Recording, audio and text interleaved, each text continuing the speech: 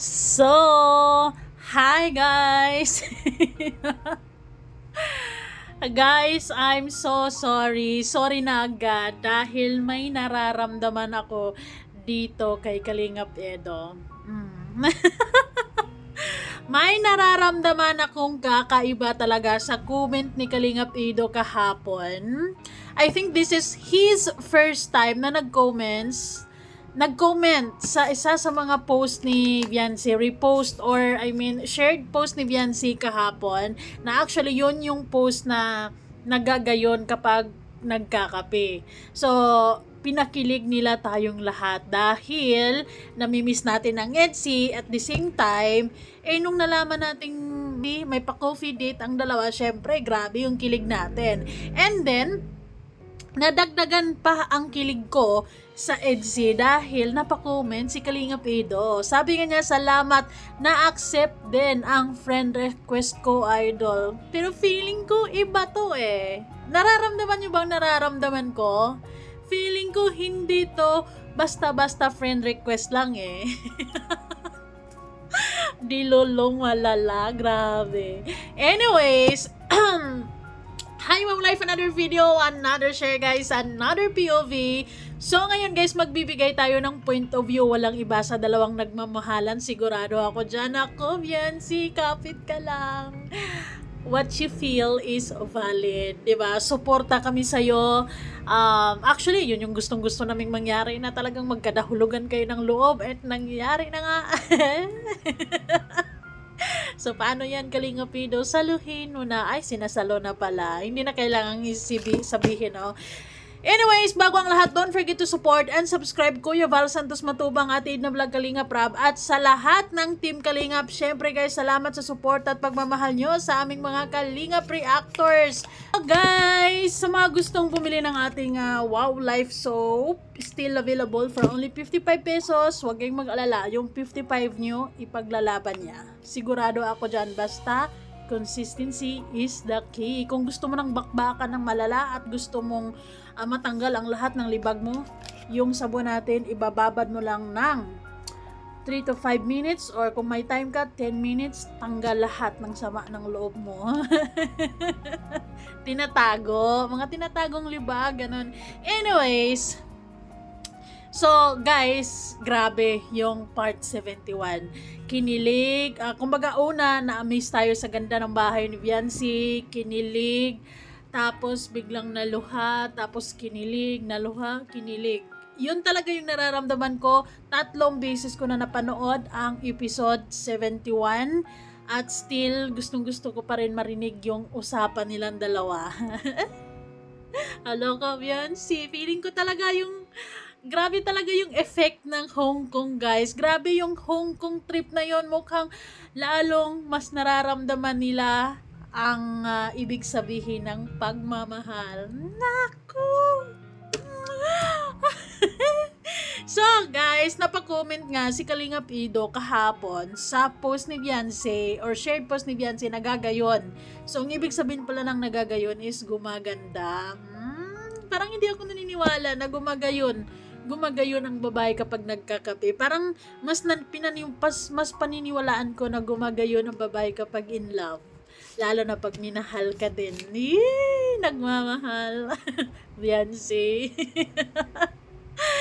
Ay, nako, grabe. Nalungkot naman ako. Nalungkot. Kinilig. Grabe yung episode kagabi. As in, bigla ka nalang maluha, tapos biglang basta kinilig ako sobra, as in. Ang comment kasi ni Kalingap Edo kung saan ay bale 420, kahapon lang to actually na SS ko, or ng Team EDSI supporters, although na SS ko din to, pero ang ginamit ko ngayon is from yung Team EDSI supporters. Shout out, salamat, na accept din ang friend request ko, idol.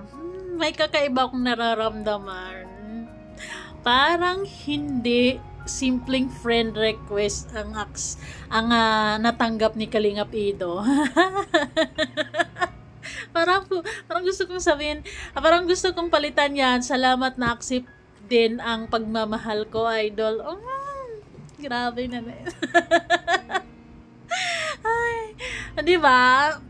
kasi natag ka nga ni ni Viancy nung nakaraan yung stories niya eh, 'di ba?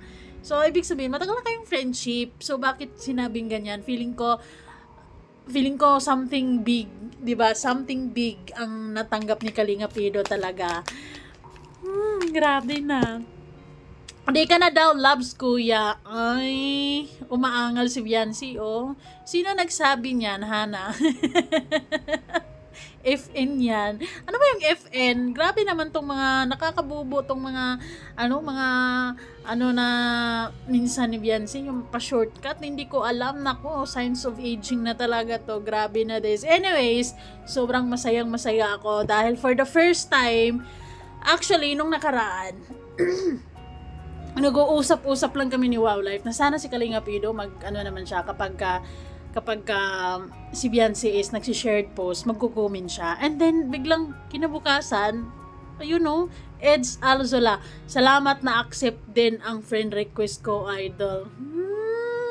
Parang hindi talaga yung friend request. Feeling ko hindi talaga yan. Feeling ko talaga parang tinanggap ka na talaga ni Viancy sa kumbaga tanggap ka na Kalinga Pido. Pasok ka na sa puso ni Viancy. Grabe na dahil mahal kita. Ay, grabe guys, naiyak Grabe naman yun. Grabe naman. Pero ganun talaga siguro kapag nagmamahal, no?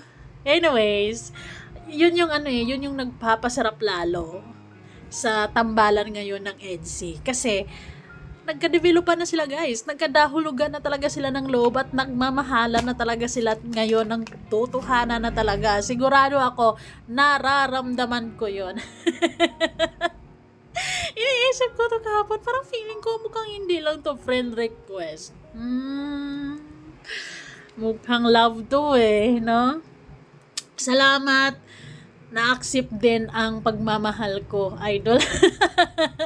Di lolo, malala, pero sobrang masaya ako kapag darating yung araw na magiging official kayo. Like, gusto ko yung will you be my girlfriend? Tapos sasabihin ni Viancy, yes! Mahal kita, mahal na mahal din kita. Ay, Viancy. Laban girl, kaya mo na yan. Siyempre, ito yung post kahapon na talaga namang, wait, grabe ka. Desisyon sa cellphone ko. Dire-diretso, ganun. Ito yung post kahapon na talagang nagising ako, literal, 'di ba? Actually, hindi ko masyadong naintindihan kahapon ang nagagayon. Nagagayon pala, it means gumaganda. Pero feeling ko, Viancy, hindi ka gumaganda ngayon or mas blooming ka ngayon dahil sa nagkakape ka. Ibig sabihin talagang minahal ka ng tama. Sana all nakahanap ng totoong pagmamahal. Nagagayon ang babae kapag nagmamahal. Parang mas maganda, no? Parang mas masarap pakinggan. So, next. So, dahil may nag-comment sa isa sa mga, may isang nag-comment, sabi niya, Miss M, i-search nyo, tanungin nyo si Mita. So, tinanong ko si Mita, guys, ano ang gumagayon? Ang gumagayon na isang salitang Tagalog na nangangahulugang nagiging mas maganda, mas mahusay o mas epektibo. Maaari itong tumutukoy sa pagbabago o pag-unlad ng isang bagay, sitwasyon o tao. Halimbawa, ang lungsod ay gumagayon dahil sa proyekto. Epekto ng EDSI. Nagpatulong ako kay Mita kung anong ibig sabihin ng gumagayon. Kasi feeling akala ko gumagayon, gumaganon. Parang kulang, may question mark. Good thing and maraming salamat sa mga EDSI fans dyan, Kalingap EDSI fans dyan, dahil tinulungan nila ako, nag-comment sila, means pala gumaganda. So shoutout sa mga, actually marami silang nag-comment, maraming salamat and shoutout, sabi nga nila gumaganda, 'di ba? Shoutout kay Ate Eileen Bungat, Ate Fior Kina, Ate Gina, Ayun, iba noon, iba ngayon, pogi na, gumaganda. Shoutout kay Honey Balsi. Kumbaga, mas gumaganda ang babae na gagayon si Vian. Siyempre, 'di ba? Gumagayon ka talaga. Inspired kasi si Viancy ngayon. Kumbaga, mapapansin mo sa kanya ngayon, blooming. Sakto, tama talaga ako, guys. Kasi, 'di ba, lately napapansin nyo talaga na yung mga post ni Viancy is may laman, ibig sabihin, 'di ba? May ibig sabihin. Yun pala talaga, walang iba. Pinatatamaan talaga, tinamaan talaga. And shout out kay Ate Allen Romero, Ate Rain Miranda, Ate Crisel James 5222. Excuse me. Thank you so much, guys. Ayun. Ang ibig sabihin ng gumagayon, nagagayon ay gumaganda. Totoo naman yan. Anyways.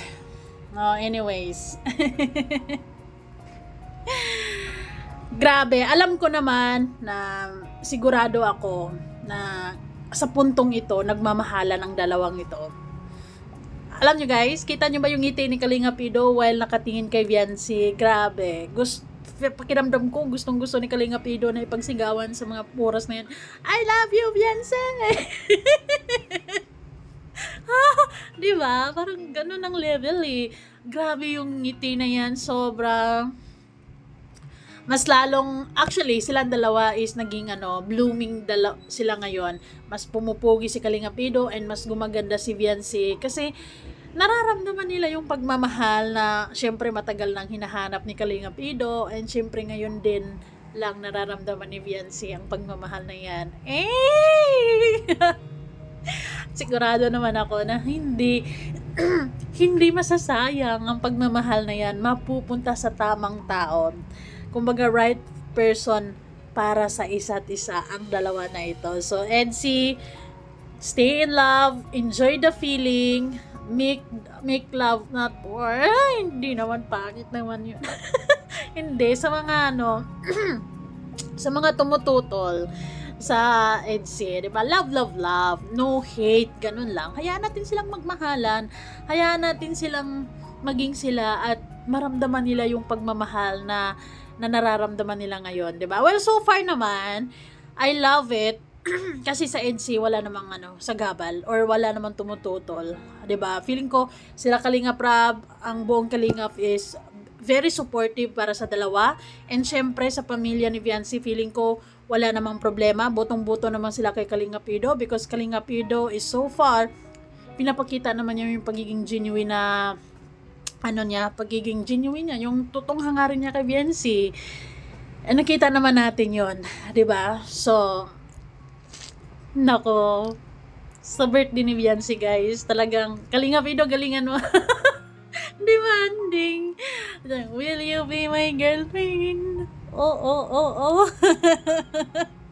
Ay, so ang EDC ngayon, immune na. 'Di ba? Immune na kasi napasabi na nga si Viancy na dahil mahal kita, dahil mahal na mahal kita. Ano daw? Anyways, grabe yung part 71. Although hindi pa natin pwedeng pag-usapan ng very kasi bawal pa, wala pang 24 hours, and as of now, road to 500k, push natin, guys, na mag 500k or 600k bago matapos ang one day ago, 'di ba? So that's the goal. Anyways, sobra yung part 71, grabe yung nararamdaman natin. Minsan may mga segundo doon na ang bigat bigla ng pakiramdam mo, tapos bigla namang kikiligin ka. Talagang titigan mo na lang yung mga mukha nila kung anong mga facial expressions nila sa bawat sinasabi. Ay, naku. Anyways, basta masayang-masaya ako sa EDC ngayon because nararamdaman ko lalo na ang dalawa is in love, and that's it. Thank you guys so much for watching. Kayo guys, anong ibig sabihin ng sinasabi ni Kalinga Pido sa comment niya? Comment down! Feeling ko hindi lang yun simpleng friend request. Salamat dahil pinapasok mo na ako sa buhay mo ng tuluyan. Ay, ang ano naman yun. Ang lalim. Pero yes. Yes, yes, yes, yes. Oh, welcome na welcome ka sa puso ni Biancy Kalingap Edo. Ay, ay. Ay, Biancy. Grabe ka. Anyways, wala namang masama, di ba? Walang masamang ma-in love. Pareha sila na single. Anyways, di bale, 17 years old si Biancy. Hindi rin naman tayo nagmamadali na they will commit right now, as of this moment, di ba? Darating tayo dyan. Sa tamang panahon, maybe sa September. Bahala ka ng Kalingap Edo. Gumawa ka ng paraan. Kaya mo na yan. Kami, tamang ano lang kami. Papalakpak lang kami. Ganon. Basta guys, hindi matatapos ang tambalang EDSA sa magkakaibigan lamang sila. Matatapos ang tambalang ito. And they live happily ever after. Ganon. Thank you guys so much. Bye!